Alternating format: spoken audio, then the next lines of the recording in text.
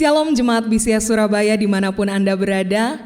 Hari ini kembali lagi kita akan beribadah bersama-sama kepada Tuhan. Dialah Tuhan yang mengundang setiap kita untuk boleh datang dan mengalami perjumpaan dengannya. Mari sama-sama kita mau meresponi undangan Tuhan. Kita mau siapkan diri kita. Kita mau arahkan hati, pikiran kita, seluruh keberadaan diri kita untuk menghadap Dia, Tuhan yang hidup.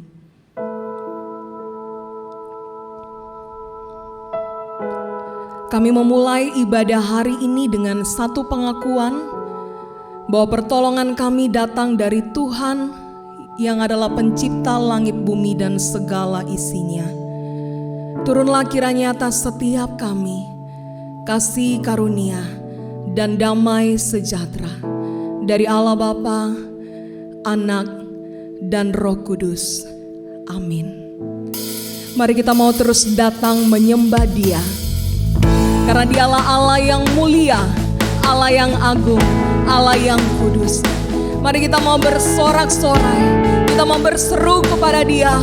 Kudus, kudus, kuduslah Tuhan Allah yang Maha Kuasa, yang sudah ada, dan yang akan datang.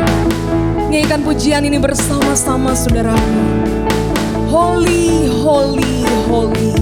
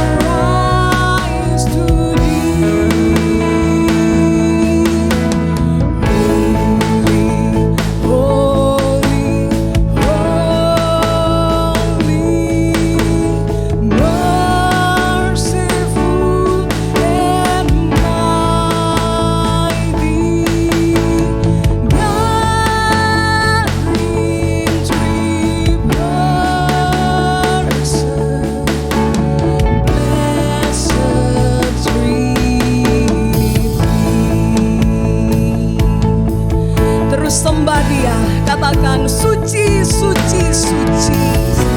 Suci, suci, suci.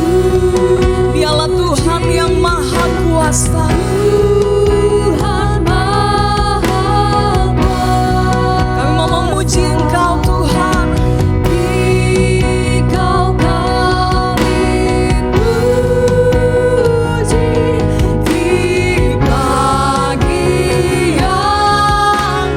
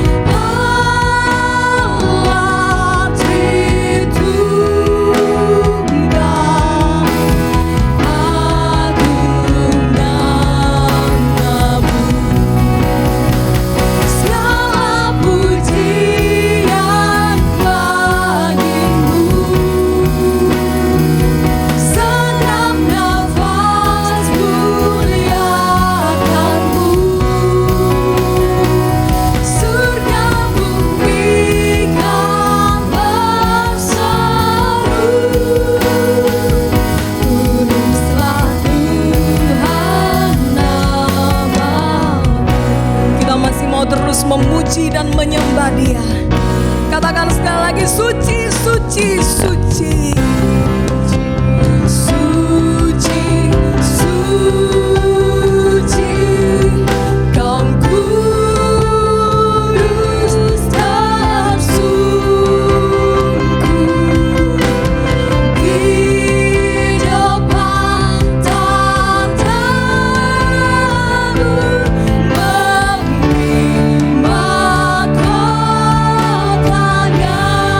Segenap malaikat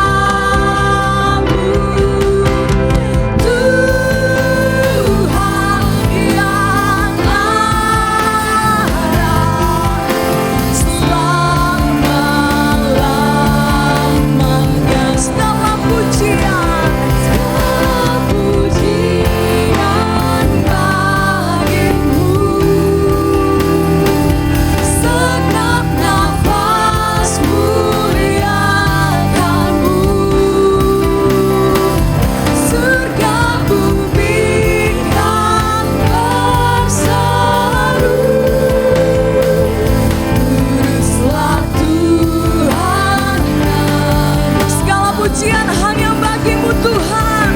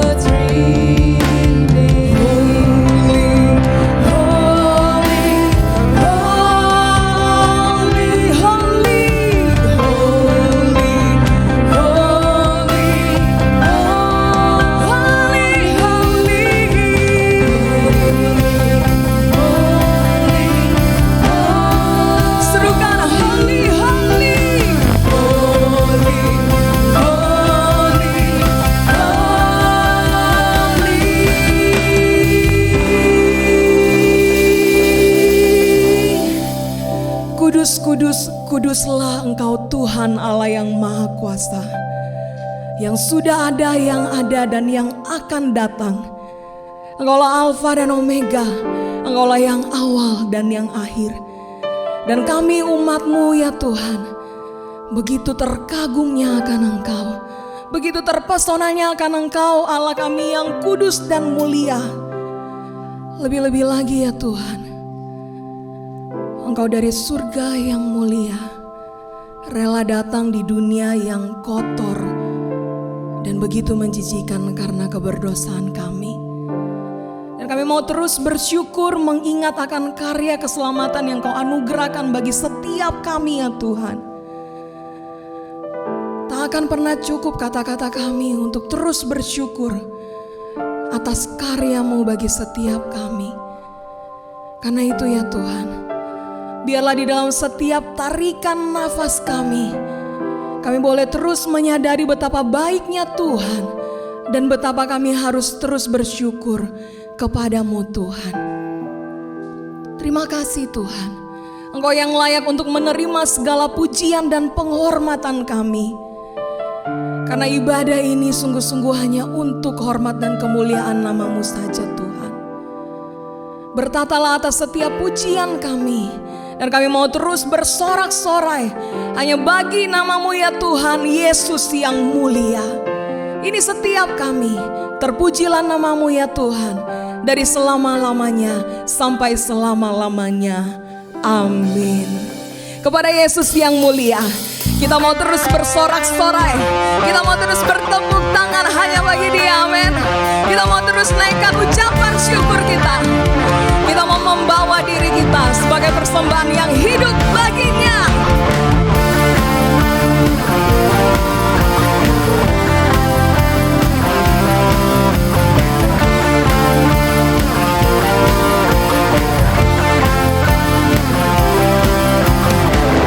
Terang-Mu yang telah ubah hidupku, Kau jadikan aku ciptaan baru.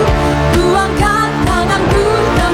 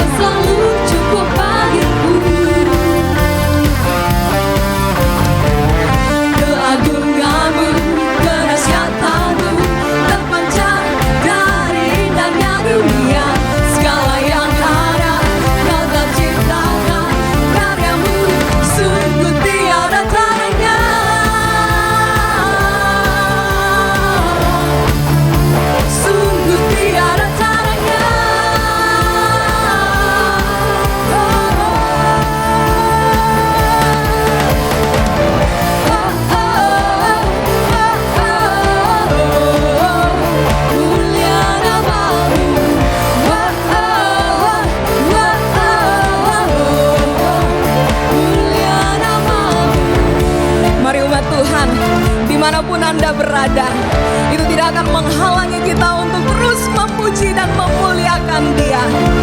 Kita mau sama-sama katakan, to God be the glory. To God be the glory for the things He's done. To God be the glory for the things He's done. To God be the glory. To God be the glory for the things He's done. To God be the glory for the things He's done.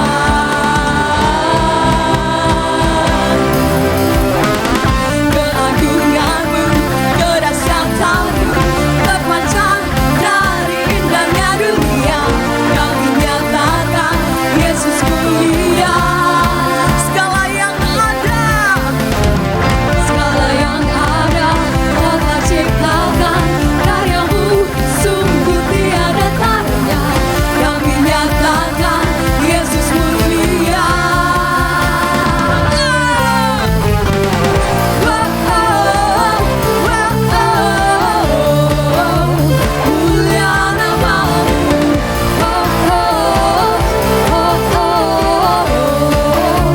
Mulia namamu.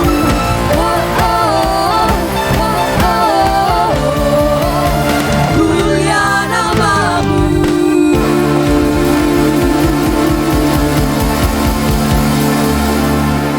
Termulialah nama Yesus, nama di atas segala nama, amin.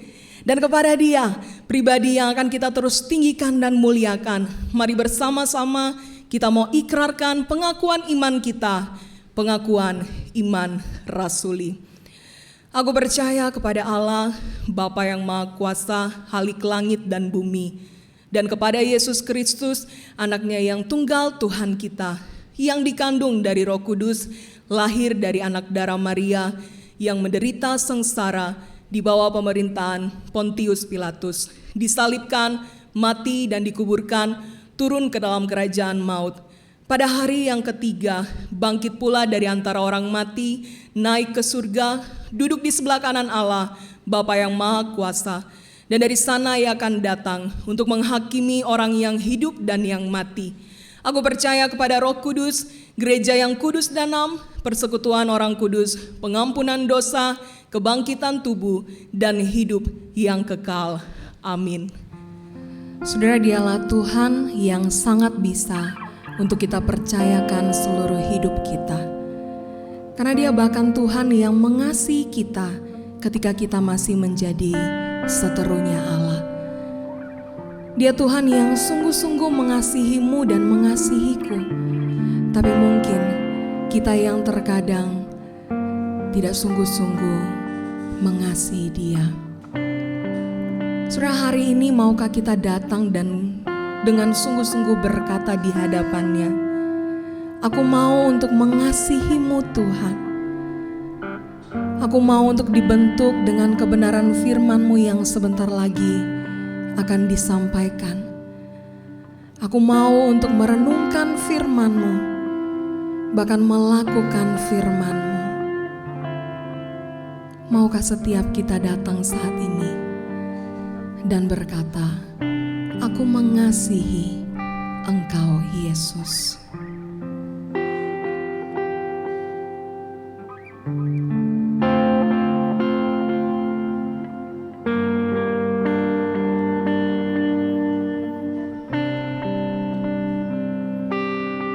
Aku mengasihi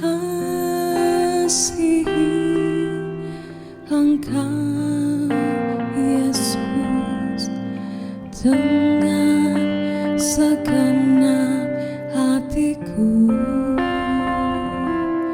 Aku mengasihi Engkau Yesus dengan segenap jiwaku. Ku renungkan firman-Mu siang dan malam, ku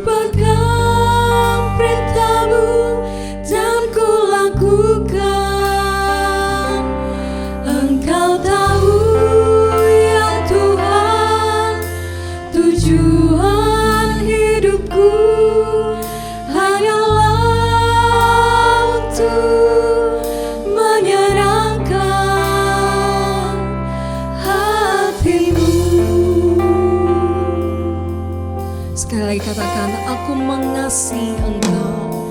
Aku mengasihi Engkau Yesus dengan segenap hatiku. Aku mengasihi Engkau Yesus dengan segenap jiwa. Ku renungkan firman-Mu, renungkan firman-Mu siang dan malam. Ku pegang perintah-Mu dan ku lakukan. Engkau tahu ya Tuhan, tujuan hidupku hanyalah untuk menyenangkan hati-Mu.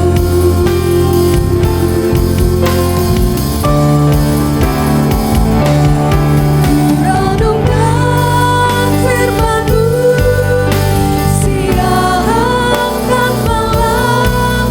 Ku pegang perintah-Mu dan ku lakukan.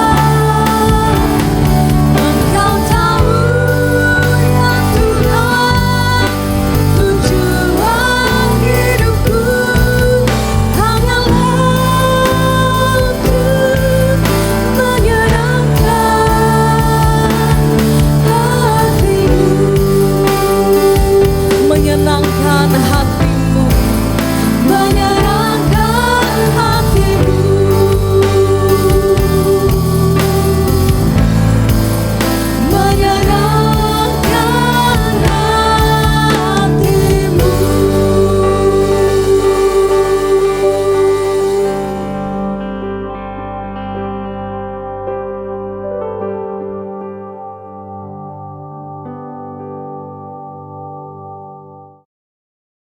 Selamat hari Minggu saudara yang dikasihi oleh Tuhan, Shalom. Hari ini sebelum kita membaca merenungkan firman Tuhan, mari kita berdoa terlebih dahulu. Tuhan, terima kasih untuk hari ini Engkau memberikan kepada kami kesempatan untuk belajar firman-Mu. Tolong kami semua ya Tuhan, biarlah Allah Roh Kudus boleh menolong kami memahami, mengerti, bahkan melakukan akan firman-Mu ini di dalam kehidupan kami. Kami serahkan semuanya ke dalam tangan-Mu, di dalam nama Tuhan Yesus kami berdoa. Amin. Hari ini saudara, saya akan membawakan sebuah tema, yaitu menang atas dosa, yang saya ambil di dalam Roma pasal yang ke-7, ayat yang ke-14 sampai ayat yang ke-25. Jika saudara boleh membuka Alkitab saudara di rumah masing-masing, saya mengajak saudara boleh membacanya bersama-sama dengan saya. Roma pasal yang ke-7 ayat 14 sampai ayat yang ke-25. Demikianlah bunyi firman Tuhan. Sebab kita tahu bahwa hukum Taurat adalah rohani, tetapi aku bersifat daging, terjual di bawah kuasa dosa. Sebab apa yang aku perbuat aku tidak tahu, karena bukan apa yang aku kehendaki yang aku perbuat, tetapi apa yang aku benci, itulah yang aku perbuat. Jadi jika aku perbuat apa yang tidak aku kehendaki, aku menyetujui bahwa hukum Taurat itu baik. Kalau demikian, bukan aku lagi yang memperbuatnya, tetapi dosa yang ada di dalam aku. Sebab aku tahu bahwa di dalam aku, yaitu di dalam aku sebagai manusia, tidak ada sesuatu yang baik. Sebab kehendak memang ada di dalam aku, tetapi bukan hal berbuat apa yang baik. Sebab bukan apa yang aku kehendaki, yaitu yang baik, yang aku perbuat, melainkan apa yang tidak aku kehendaki, yaitu yang jahat yang aku perbuat. Jadi jika aku perbuat apa yang tidak aku kehendaki, maka bukan lagi aku yang memperbuatnya, tetapi dosa yang diam di dalam aku. Ayat 21. Demikianlah aku dapati hukum ini. Jika aku menghendaki berbuat apa yang baik, yang jahat itu ada padaku. Sebab di dalam batinku aku suka akan hukum Allah. Tetapi di dalam anggota-anggota tubuhku aku melihat hukum lain yang berjuang melawan hukum akal budiku dan membuat aku menjadi tawanan hukum dosa yang ada di dalam anggota-anggota tubuhku. Ayat 24 dan 25. Aku manusia celaka. Siapakah yang akan melepaskan aku dari tubuh maut ini? Syukur kepada Allah oleh Yesus Kristus Tuhan kita. Semikian jauh pembacaan akan firman Tuhan kita pada hari ini. Berbahagialah setiap saya dan saudara yang boleh membaca, merenungkan, dan terlebih melakukan itu di dalam kehidupan kita. Nah, saudaraku yang dikasihi oleh Tuhan, mengawali khotbah pada hari ini, saya ingin bercerita kepada saudara tentang dua kisah. Kisah yang pertama tentang seorang biarawan yang hidup pada abad yang ke-6, dan kisah yang kedua adalah kisah tentang seorang hamba Tuhan yang hidup pada abad 21. Saudara, kisah yang pertama ini adalah kisah dari seorang yang bernama Benedict of Nursia. Benedict ini adalah seorang yang dilahirkan dari keluarga yang kaya yang tinggal di sebuah kota kecil di Italia yang bernama Nursia. Nah, dia hidup dibesarkan di sana dengan kecukupan, bahkan bisa dikatakan dengan kemewahan. Nah, semasa dia kanak-kanak, dia sudah dikirim ke kota Roma untuk belajar di sana. Dia bertumbuh di sana, dia semakin dewasa, dan sampai pada satu titik, saudara, dia tidak tahan dengan gaya hidup di kota Roma yang sangat hedonis dan sangat korup pada waktu itu. Dia akhirnya memutuskan untuk meninggalkan kota Roma dan mencari sebuah tempat untuk menyendiri bersama dengan Tuhan. Lalu saudara, dia menemukan sebuah tempat, yakni sebuah gua di sebuah gunung, yaitu Gunung Subiaco, yang kira-kira berjarak 80 km sebelah timur dari kota Roma. Nah, saudara, di gua itu dia tinggal selama 3 tahun lamanya untuk menyendiri bersama dengan Tuhan. Nah, entah bagaimana dia bisa tinggal dan bertahan hidup di sana, tetapi yang saya tahu bahwa sementara dia menyendiri bersama dengan Tuhan di sana, dia seringkali mengalami godaan oleh iblis. Untuk apa? Untuk kembali ke rumahnya untuk menikmati kehidupan yang mewah di sana. Saudara, berkali-kali dia berhasil mengatasi godaan itu. Tetapi satu kali, saudara, iblis kemudian menggodanya kembali dengan memperlihatkan kepadanya bayangan seorang wanita yang cantik yang pernah ia jumpai di kota Roma. Saudara, berulang kali dia digoda untuk turun dari gunung itu dan kembali ke kota Roma untuk mencari wanita itu. Saudara, jika tawaran kemewahan, kenyamanan berkali-kali berhasil dia menangkan, kali ini hampir saja dia gagal. Ketika itu dia memutuskan untuk keluar dari gua dan pergi ke kota Roma. Di dalam perjalanan dia turun dari gunung itu, kemudian saudara, ada sebuah perasaan menyesal dan dia di sana berhenti. Ketika dia melihat sekeliling yang ada, saudara, dia melihat ada semak-semak yang berduri panjang dan tajam di situ. Dia kemudian membuka pakaiannya, dia melemparkan pakaiannya ke tanah, lalu saudara, dia melemparkan dirinya dan berguling-guling di atas semak duri sehingga tubuhnya penuh dengan goresan dan luka yang dalam. Nah, sebelum kita menarik kesimpulan atas cerita yang pertama ini, saya ingin melanjutkan dengan kisah yang kedua. Kisah ini, saudara, tentang seorang hamba Tuhan yang hidup pada abad 21.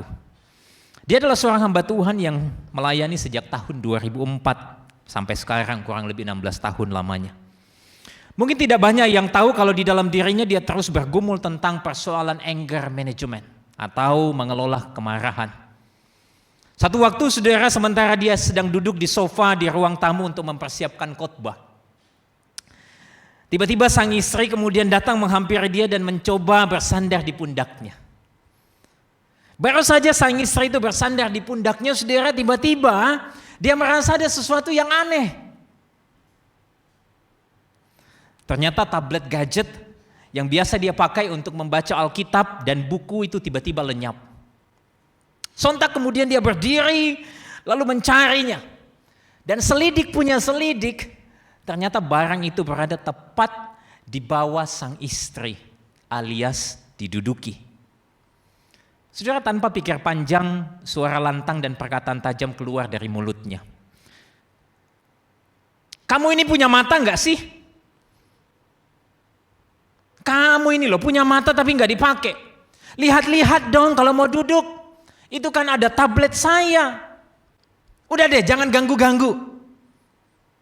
Orang lagi persiapan khotbah pakai acara sandar-sandaran. Sang istri dengan perasaan bersalah kemudian berkata, sorry, saya nggak lihat. Kamu soalnya persiapan pakai acara gelap-gelapan sih. Maksudnya lampu dipadamkan. Gak terima dengan itu, saudara, si hamba Tuhan itu kemudian membalas. Awas ya, awas deh. Kalau tablet saya bengkok terus rusak, pasti saya akan makin marah sama kamu. Udah ya, kamu gak usah ganggu. Sang istri kemudian pergi ke kamar dan si hamba Tuhan kemudian melanjutkan persiapannya dengan kemarahan. Yang pas pada waktu itu memang dia sedang mempersiapkan khotbah tentang kemarahan. Saudara, apa yang bisa kita ambil dari dua kisah di atas? Saudara, bahwa sesungguhnya kehidupan kita sebagai orang percaya itu tidak luput dari yang namanya struggle atau bergumul. Kita senantiasa bergumul dengan dosa. Dan pergumulan dengan dosa itu sesuatu yang sangat real, meskipun saudara kita itu berusaha untuk hidup rohani. Tetapi saudara, harus kita akui bahwa ada kalanya kita itu jatuh bangun terhadap pergumulan-pergumulan akan dosa. Nah, saudaraku yang dikasihi oleh Tuhan, bacaan yang kita baca hari ini merupakan tulisan daripada Rasul Paulus. Nah, ada beberapa orang yang berpendapat bahwa tulisan daripada Rasul Paulus di dalam pasal yang ke-7 ini merupakan bagian daripada masa lalu Paulus atau momen sebelum Paulus itu bertobat. Tetapi jujur saudara, saya tidak sependapat dengan hal itu. Oleh karena apa? Oleh karena pada bagian yang kita baca di dalam ayat 14 sampai ayat yang ke-25, Paulus di sana menggunakan sebuah gaya bahasa yang kita kenal dengan istilah present tense. Sedangkan kalau kita kontraskan dengan ayat yang ke-7 sampai ayat yang ke-13, kita mendapati Paulus itu menulis banyak kali dengan menggunakan tenses past tense. Nah, saya kasih contoh saudara, misalnya di dalam ayat yang ke-15, di dalam pasal yang ke-7, di sana dikatakan demikian. Sebab apa yang aku perbuat aku tidak tahu. Karena bukan apa yang aku kehendaki yang aku perbuat, tetapi apa yang aku benci itulah yang aku perbuat. Saudara, kata apa yang aku perbuat itu ditulis dalam bentuk present tense. Kata aku tidak tahu juga ditulis dalam bentuk present tense. Kata apa yang aku kehendaki juga ditulis dengan bentuk present tense dan seterusnya. Sampai dikatakan itulah yang aku perbuat. Itu juga ditulis dengan bentuk present tense. Sedangkan saudara bandingkan dengan ayat yang ke-9 pasal yang ke-7. Di sana dikatakan, dahulu aku hidup tanpa hukum Taurat, akan tetapi sesudah datang perintah itu dosa mulai hidup. Jelas sekali saudara dengan pemakaian kata dahulu. Di sana Paulus menuliskan bagian itu dengan menggunakan tenses past tense. Nah, saudara, mengapa ini penting saya jelaskan kepada saudara? Saudara, oleh karena saya ingin mengatakan bahwa sebagai orang yang sudah percaya pada Kristus Yesus, Rasul Paulus pun juga bergumul dengan dosa. Seorang penafsir dengan yakin mengatakan bahwa penulis bagian ini, yaitu Paulus, menuliskan suratnya ini sebagai seorang yang dewasa di dalam Kristus. Nah, saudara, ketika membaca lebih lanjut maka saya menemukan hal menarik lain di dalam bagian ini. Hal menarik lain itu adalah Paulus tidak sedang berbicara bahwa pergumulan itu diakibatkan oleh sesuatu yang asalnya dari luar, tetapi Paulus sedang berbicara tentang bahwa pergumulan yang ada di dalam dirinya itu diakibatkan oleh sesuatu yang ada di dalam. Saudara, ada yang mengatakan sebuah kalimat demikian menanggapi akan pergumulan Paulus. Di sana dia katakan, the problem is not simply temptation out there, but temptation in here. Saudara, dari sini saya meyakini bahwa setiap kita orang percaya, orang yang sudah percaya kepada Yesus Kristus, kita bergumul dengan dosa. Dan dosa itu bukanlah sesuatu yang hadir dari luar, tetapi sesuatu yang terus bergulat di dalam diri kita setiap hari. Nah, saudara, Paulus menjelaskan hal ini dengan tajam melalui frasa di dalam ayat yang ke-17. Pasal yang ke-7 ayat 17 dikatakan demikian. Kalau demikian bukan aku lagi yang memperbuatnya, tetapi dosa yang ada di dalam aku. Frasa dosa yang ada di dalam aku, saudara, itu diulang kembali pada ayat yang ke-20, di mana dikatakan demikian. Jadi jika aku berbuat apa yang tidak aku kehendaki, maka bukan lagi aku yang memperbuatnya, tetapi dosa yang diam di dalam aku. Saudara, Paulus di sini ingin menunjukkan bahwa pergumulan akan dosa itu hadir secara aktual di dalam tubuh Kristus. Nah, jika saya boleh membahasakannya dengan sederhana, saudara, maka saya ingin katakan bahwa sekalipun engkau sudah mengaku percaya kepada Yesus Kristus sebagai satu-satunya Tuhan dan pribadi yang sanggup menebus dosamu, tetapi selama engkau dan saya hidup di dalam tubuh yang fana ini, maka engkau dan saya akan terus bergumul dengan dosa. Nah, saudaraku yang dikasihi oleh Tuhan, ketika saya membaca merenungkan bagian ini, saya mendapati ada dua pergumulan real yang Paulus dan sesungguhnya kita pun hadapi bersama. Dua pergumulan itu, saudara, yang pertama itu berbicara tentang pergumulan antara pengetahuan dan perbuatan. Pergumulan tentang pengetahuan dan perbuatan. Jelas sekali kita lihat itu di dalam ayat 15 sampai ayat 20. Di sana Paulus mengulang perkataan-perkataan seperti apa yang aku perbuat aku tidak tahu. Apa yang tidak aku kehendaki itu yang aku perbuat. Apa yang aku benci itu yang aku perbuat. Nah, saudara, pergumulan ini sesuatu yang real di dalam kehidupan orang percaya di sepanjang masa. Saudara, selama saya melayani sebagai seorang hamba Tuhan, saya sudah mendengar cukup banyak cerita. Pergumulan ini yang dinyatakan lewat kalimat-kalimat seperti ini. Saya tahu bahwa kita sebagai anak-anak Tuhan itu harus mengampuni. Tetapi saya nggak bisa, Pak. Dia sudah menyakiti saya terlalu dalam. Atau dengan versi yang lain, ada yang berkata kepada saya demikian, saya tahu, Pak, bahwa sebagai seorang pemimpin pujian, saya harus menjaga kekudusan hidup saya. Tapi berulang kali, harus saya akui saya jatuh di dalam godaan menonton video porno. Ada pemuda yang berkata kepada saya tahu bahwa setiap kali perkataan yang keluar dari mulut bibir kita itu harusnya kata-kata yang membangun, memberkati. Tetapi saya nggak tahu, Pak, gimana caranya membuang kebiasaan ngomong kotor ini.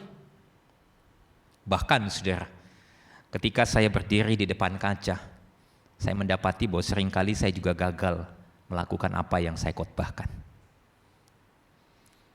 Saudara, dari sini saya mencoba menarik kesimpulan bahwa mengetahui dan melakukan itu dua hal yang harusnya berkaitan, tetapi seringkali tidak terikat. Kamu bisa saja tahu hal yang benar, tetapi pada lain waktu kamu melakukan hal yang keliru.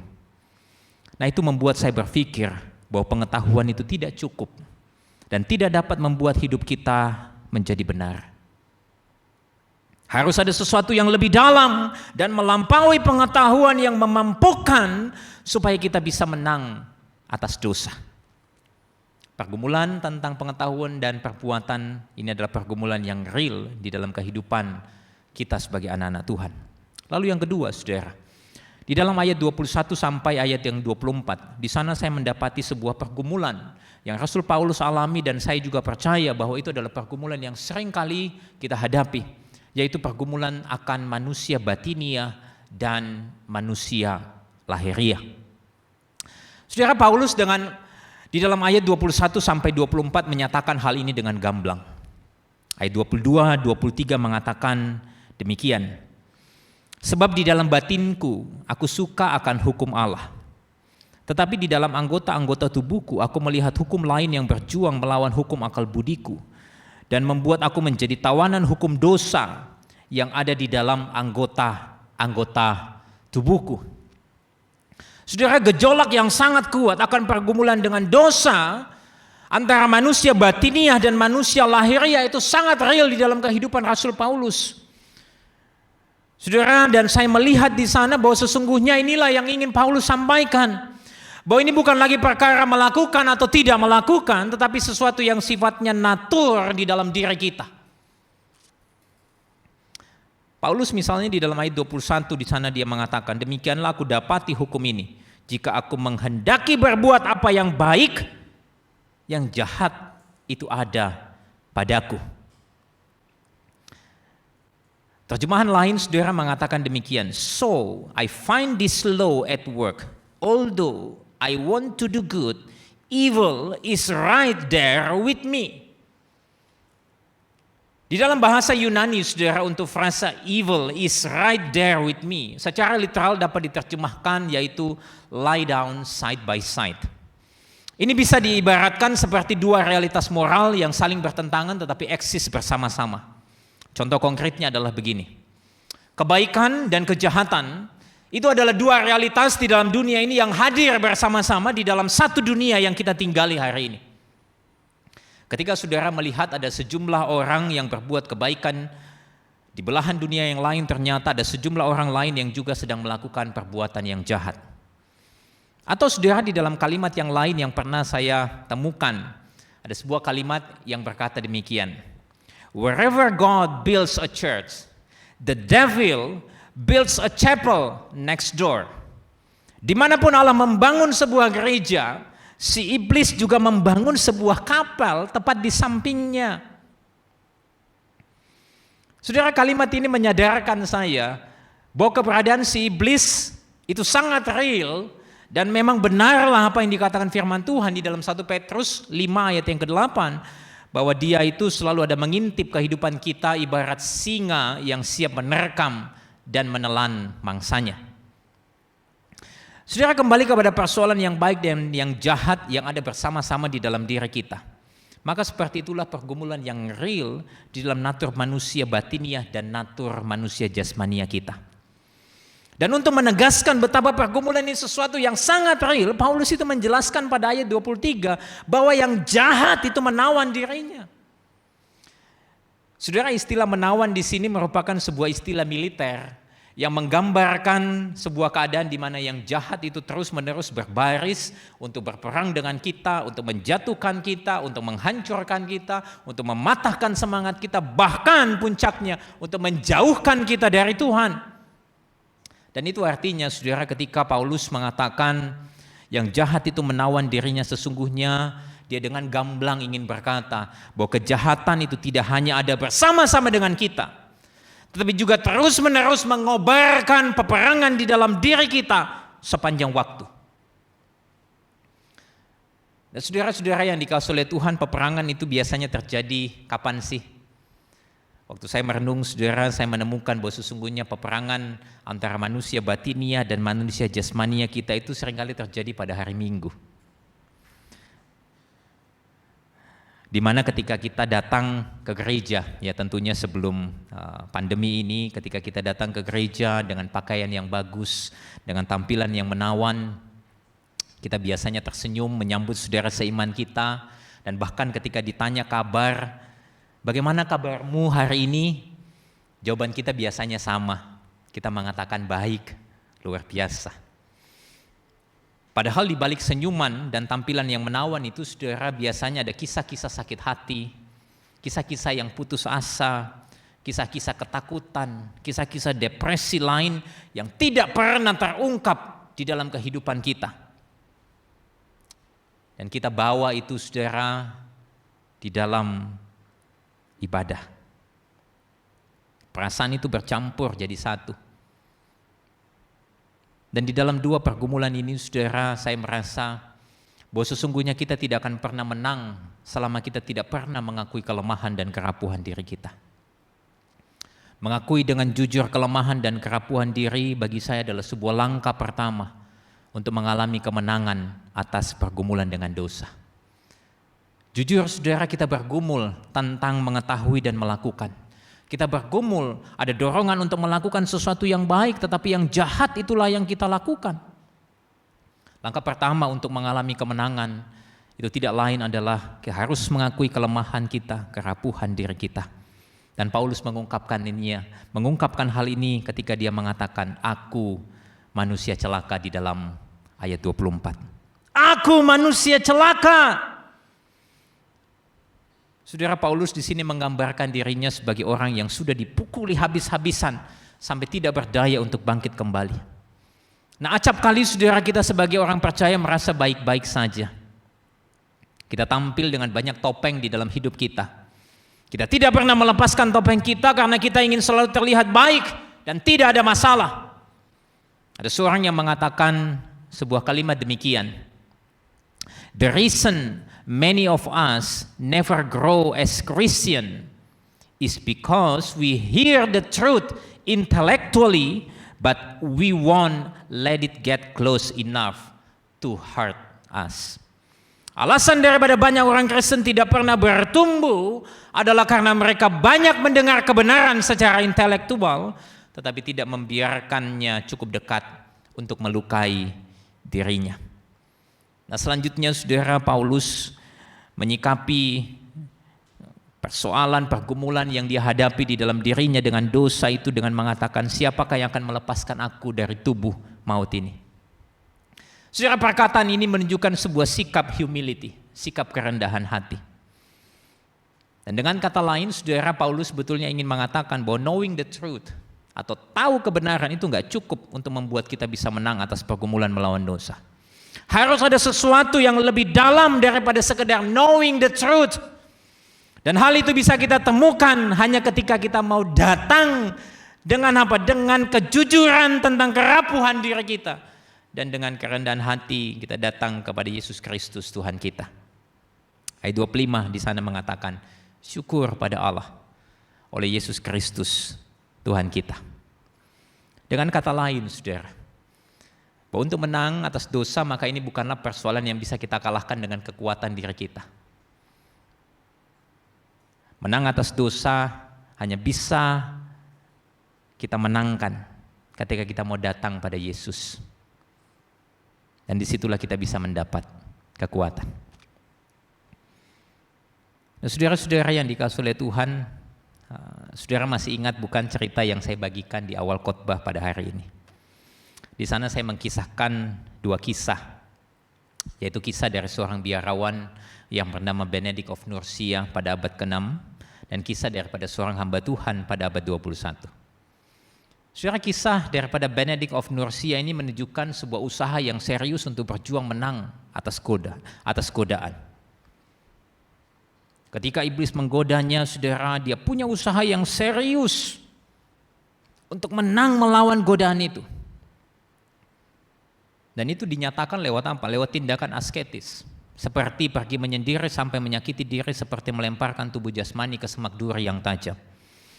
Nah, saudara, saya rasa ini bukan cara yang tepat bagi kita sebagai seorang murid Kristus. Tetapi keseriusannya untuk menang melawan dosa patut kita acungi jempol. Saudara, kisah hamba Tuhan pada abad 21 itu sebenarnya belum tuntas saya ceritakan.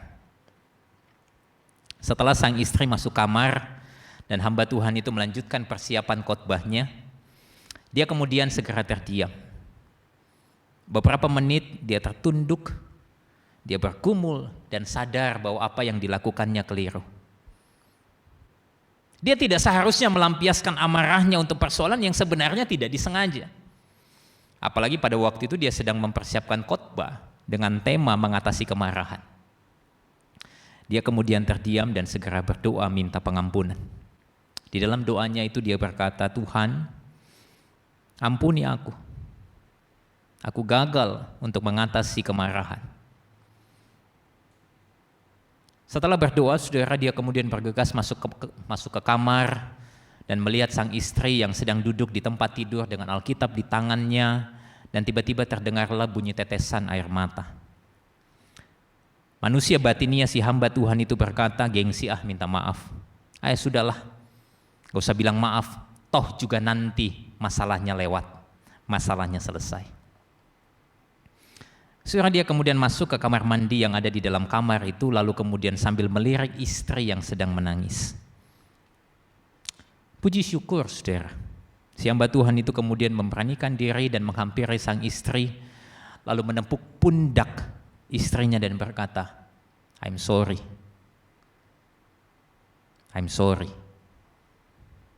Aku seharusnya tidak demikian. Tiba-tiba air mata yang tadinya hanya seperti hujan rintik tiba-tiba mengalir dengan deras. Waktu itu, saudara, saya kemudian memeluknya dan berkata sekali lagi, I'm so sorry. Saudara mungkin sudah bisa menebak siapakah hamba Tuhan itu.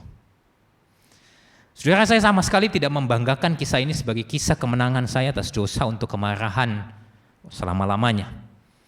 Tidak, saya mengisahkan hal ini untuk memberitahukan kepada saudara bahwa siapapun kita bisa jatuh di dalam dosa, tanpa terkecuali. Namun saudara, ketika kita datang dengan jujur dan rendah hati kepada Kristus, mengakui kerapuhan dan kesalahan kita, serta kita mau terus tinggal di dalamnya, maka di sanalah letak kekuatan kita untuk menang atas dosa. Dan saudara, saya berharap pemberitaan firman hari ini tidak hanya sampai mengisi pengetahuan kita akan kebenaran, tetapi menggerakkan kita untuk melakukan kebenaran itu. Dan akhirnya saudara, seperti biasa, untuk mengingatkan saudara akan pesan firman hari ini, maka saya ingin memberikan sebuah take home message kepada saudara. Take home message ini bunyinya demikian. Kekuatan untuk menang atas dosa kita peroleh hanya ketika kita datang mengakui kelemahan diri dan mau terus tinggal di dalam Kristus. Sekali lagi saudara, saya katakan, kekuatan untuk menang atas dosa kita peroleh itu hanya ketika kita datang mengakui kelemahan diri dan kita mau terus tinggal di dalam Kristus. Semoga berita firman hari ini boleh menguatkan saudara dan saya, boleh menegur saudara dan saya, dan mari kita bersama-sama berjuang menang atas dosa. Mungkin saudara hari ini sedang bergumul. Saudara tahu banyak tentang firman, tapi acap kali saudara gagal jatuh bangun di dalam melakukannya. Mungkin manusia batinia saudara berkata, ayo mengampuni. Tapi manusia jasmania saudara berkata tidak. Enggak perlu, toh juga nanti masalahnya selesai. Hari ini kalau saudara sedang bergumul di dalam persoalan-persoalan yang seperti itu, mari saya ajak saudara datang kepada Kristus. Kita mengakui kerapuhan kita, mengakui kelemahan kita, dan biarlah kekuatan Kristus itu yang menolong kita untuk boleh melakukan firman. Dan biarlah manusia batinia kita semakin kuat hari demi hari, sekalipun manusia jasmania kita makin lemah dari hari ke hari. Amin. Mari kita berdoa.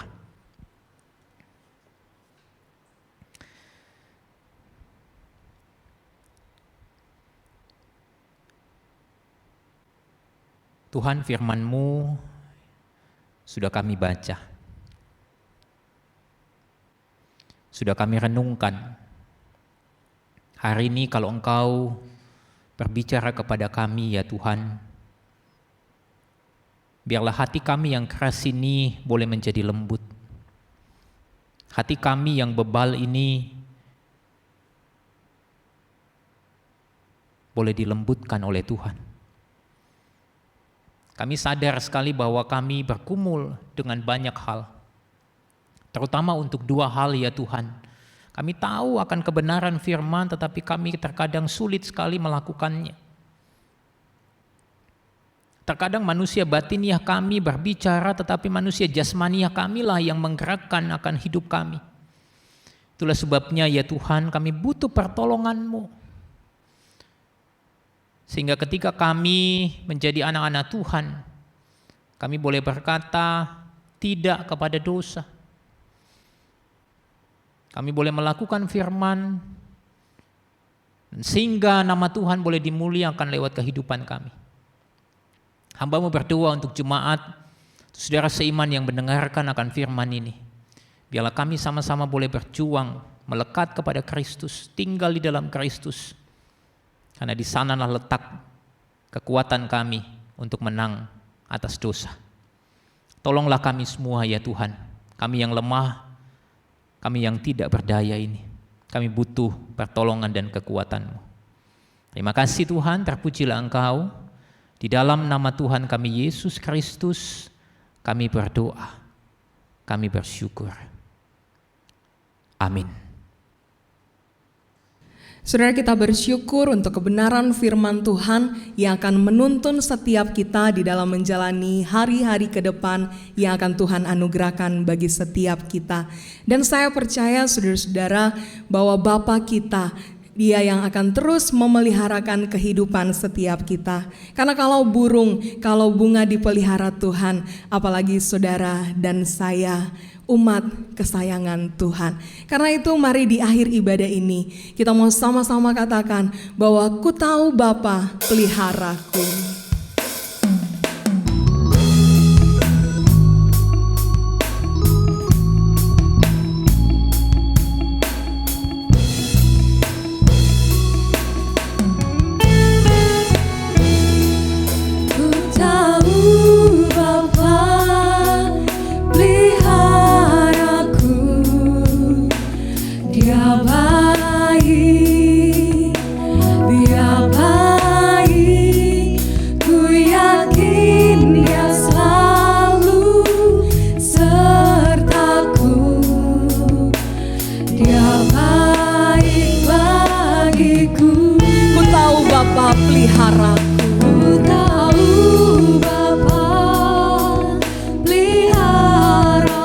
Katakan dia baik, dia baik, dia baik, dia baik. Ku yakin dia selalu sertaku. Dia baik bagiku. Sekalipun lewat badai cobaan, lewat badai cobaan, semuanya mendatangkan kebaikan. Ku tahu Bapa peliharaku. Dia baik bagiku. Ku tahu Bapa peliharaku. Ku tahu Bapa peliharaku. Dia baik, dia baik. Ku yakin dia selalu sertaku. Dia baik bagiku. Lewat badai cobaan, semuanya mendatangkan kebaikan. Ku tahu Bapa peliharaku. Dia baik bagiku. Lewat badai cobaan, lewat badai cobaan, semuanya mendatangkan kebaikan. Ku tahu Bapa peliharaku. Dia baik bagiku.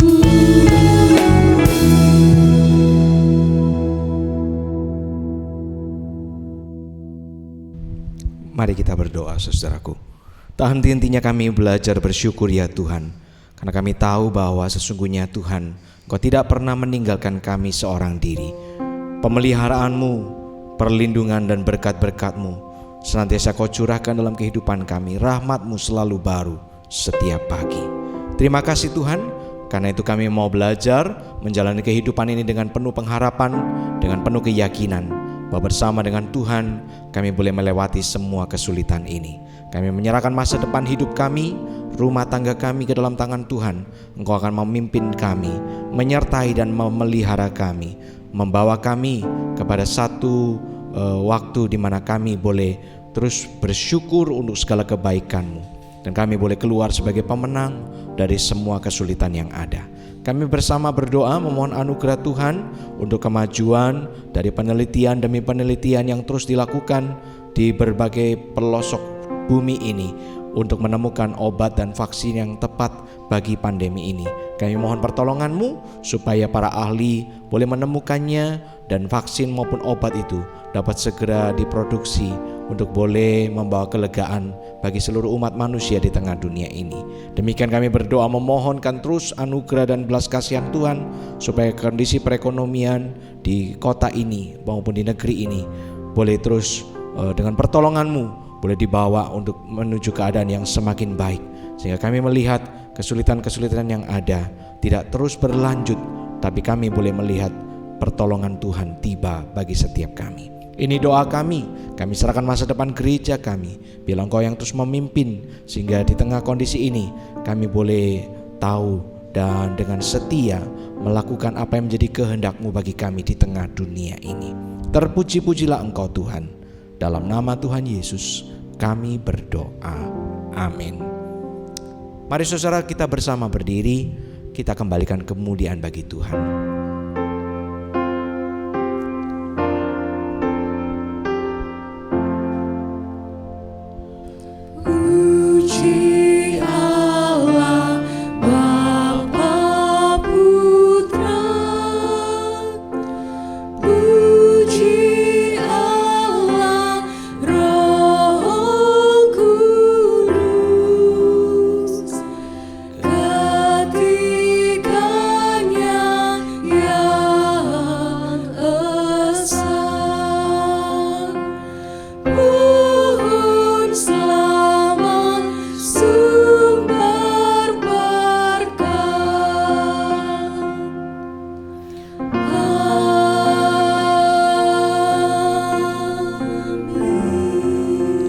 Maka sekarang saudara, arahkanlah hatimu kepada Tuhan dan terimalah berkat-Nya.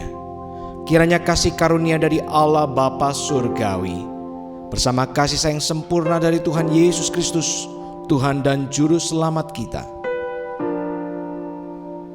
anugerah, penghiburan, damai sejahtera dan kekuatan rohani yang berlimpah-limpah dari Allah Roh Kudus akan memimpin dan memenuhi hidupmu, memberkatimu mulai hari ini sampai selama-lamanya.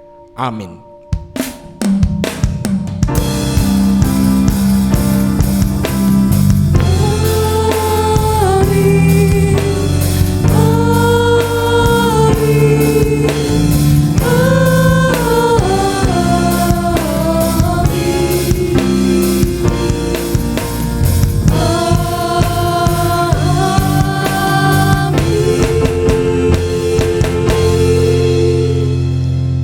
Amin. Selamat hari Minggu, Tuhan memberkati saudara. Shalom Jemaat BCS Surabaya dimanapun Anda berada. Hari ini kita bersyukur karena kita boleh sama-sama datang beribadah kembali kepada Tuhan. Dan kita juga mau bersyukur untuk penginjil Nathanael Tamrin yang boleh melayani di dalam ibadah BCS Surabaya hari ini. Terima kasih untuk pelayanannya, dan kiranya Tuhan terus memberkati dan memakai penginjil Nathan di dalam setiap kesempatan pelayanan yang ada. Hari ini juga saya ingin mengajak setiap kita untuk bersyukur karena penginjil Hana yang beberapa waktu lalu sudah bergabung melayani bersama kita di DCS Surabaya. Beberapa waktu yang lalu sudah datang ke Surabaya dan tinggal di Surabaya, siap untuk melayani bersama-sama dengan kita. Karena itu mari kita terus doakan dan kita juga mau sama-sama melayani. Berikutnya saudara-saudara, saya juga ingin terus menghimbau supaya saudara-saudara juga yang mungkin punya pergumulan, punya pokok-pokok doa yang bisa di-sharekan ke kami hamba-hamba Tuhan. Silakan dapat menghubungi nomor WhatsApp BCS atau juga bisa menghubungi kami secara pribadi. Kami rindu untuk bisa mendukung saudara di dalam doa. Kami rindu untuk boleh mendengarkan apa yang mungkin menjadi pergumulan dari Bapak Ibu Saudara. Mari kita mau terus sama-sama berdoa. Kita mau terus sama-sama membawa pergumulan kita kepada Tuhan. Dan kita mau terus berjuang untuk boleh menjadi murid Kristus yang semakin memuliakan Tuhan. Selalu terhubung dengan account-account di media-media sosial BCS Surabaya untuk info-info berikutnya. Selamat hari Minggu, Tuhan memberkati kita semua.